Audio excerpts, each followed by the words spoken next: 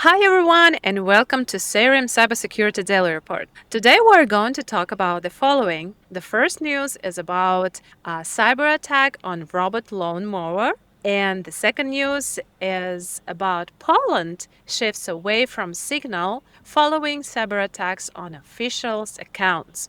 Hi, Steven. So, are you ready for the postcast today? I am happy to be here and ready for it. Thank you. Okay, let's start. A security researcher showed that Yarbo's $5,000 modular yard robots could be remotely hijacked, creating serious safety and privacy concerns because these machines can operate as lawn mowers, snow blowers, trimmers, and other heavy outdoor tools.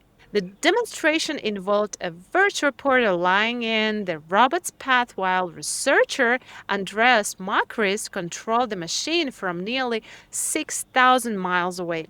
The risk was not limited to one device. Access to one Yarbo could potentially expose thousands of units worldwide. The vulnerabilities allowed remote control, camera access, GPS location tracking, owner email exposure, Wi Fi password exposure, and access to the robust Linux system. The robots also use the same hard coded root password, and firmware updates could reset changed passwords back to the default. Yarbo also had a remote access backdoor that owners could not disable. The Verge verified parts of the exposure by visiting Yarbo owners whose location and Wi Fi details had been revealed. Yarbo initially described its diagnostic access as secure, but later prepared fixes including stronger permission handling, customer approval for remote sessions, access visibility, audit logging, and a security response channel. This case shows how connected home robots can combine physical danger, surveillance, and network exposure in one device. Wow, this is crazy. So, Steven, what do you think about that? I think this is quite alarming how a company of this size could have such poor security in such devices. I think you missed out. Well, we didn't mention yet how bad some of the hacks are in this. It's a full Linux computer running around your backyard on this thing. Perennially open back doors that are intentionally in the system and that get reset every time they reset the firmware. So every time they send out a update of the firmware on this, it resets the default password. And all the default passwords of all these devices are all the same. And so hackers can get in super easily. The researcher here had no trouble getting in. And imagine all the access and control that he got. He can control the device to drive wherever he wants, but he can also view live pictures and video from all the surrounding cameras in this device. He got pictures of the backyards, the people, the houses where these devices are, all of them too, not just one device. He could do it in all 5,000 of them that are in the USA. And he was also be able to use the network to hack the Wi-Fi passwords and the email passwords of the owners of these devices. So the reporter from Verge went out to their homes and showed them this info, and sure enough, the researcher was able to get all this access. So a takeaway is if you're working in any kind of company that's making any kind of device with an onboard system, you have to apply the greatest security that you can, especially if you're a company this size and you have the budget to do so, right? And then secondly, we got to realize that in our networks, in our companies, any kind of device these days, these devices are popping up like you wouldn't imagine, whether it's a refrigerator, screens, anything that's connected to the network is a vulnerability. So lock them all down, double check what you got around, and know that it's many vectors into our networks. Those are my takeaways on that one. Yeah, this news actually is very disturbing because we are using smart home devices every day, right? So it's like iRobots, for example, and sharing screens and everything. And now, like after this news, for example, we understand that our data, our private life is in danger. So before using such kind of devices, we definitely need to check all settings and make sure that everything is safe and secured. But of course, it's not only us, but also the manufacturers. That's for sure. That's a big concern for manufacturers. Absolutely. Okay, great. So let's talk about news from Poland. Poland has instructed government officials to stop using Signal for sensitive communications after repeated cyber attacks targeted accounts belonging to politicians, military personnel, and public servants. The attacks are believed to be linked to Russian backed APT groups. They did not break Signal's encryption. Instead, attackers focused on account takeover through phishing and social engineering. In one method, victims received messages impersonating Signal support or automated security bots, warning them about suspicious activity and pushing them to share verification codes or PINs. Another method used malicious QR codes or links to secretly connect an attacker control device to the victim's Signal account.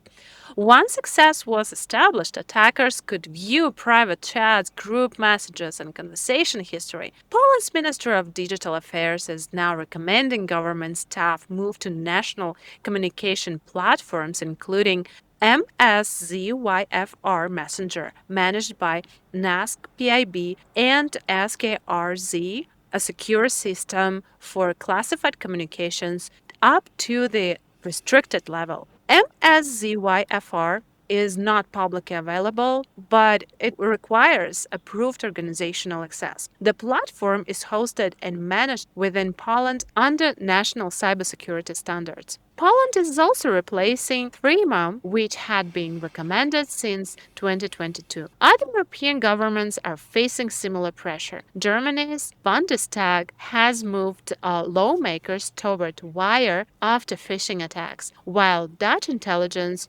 agencies reported coordinated signal targeting campaigns against officials. Yeah, Signal Messenger is getting more and more warnings. So, what do you think Yeah, it's about quite this one? interesting. Well, firstly, we'll say that they specifically note that Signal's encryption was not broken, right? So it's not a problem with that per se. But that's also part of the problem too, because users just assume because Signal has great encryption, well, it must be secure and I'm safe here, so they get complacent. The problem with Signal, from my perspective, is that it's tied to phone numbers and that phone numbers can become publicly known, right? So this APT from Russia in this case, they can get the phone numbers of these government workers and public servants, and so they can send them messages, and that's a vector to attack them, right? So that's a problem, and that's the weakness here. From there, it's another reminder that social engineering is always a risk, at every level.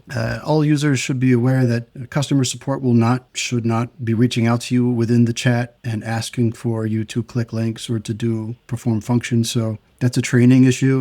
We always have to remind our users to not do such things in their apps. And then from there, another takeaway for me is it's interesting that Threema was replaced. We had considered using Threema as well at Seirim because it is a security focused app. A chat app program. So I wonder why it wasn't good enough for them, because Threema can be used on premises and ran by the Polish government on their own if they wanted to. So I'm curious why that didn't work out for them. We also use Mattermost at Seirim, and we recommend it because it can also be used on premises and used internally. So you're kind of walled off at a certain level from outside. So there can be a better security there. So I'm curious the benefits of their own application, which the name they have given to this application is hilarious. Yeah. MSZR. I do not know how to pronounce that, or if it's even pronounceable. Can you Yeah.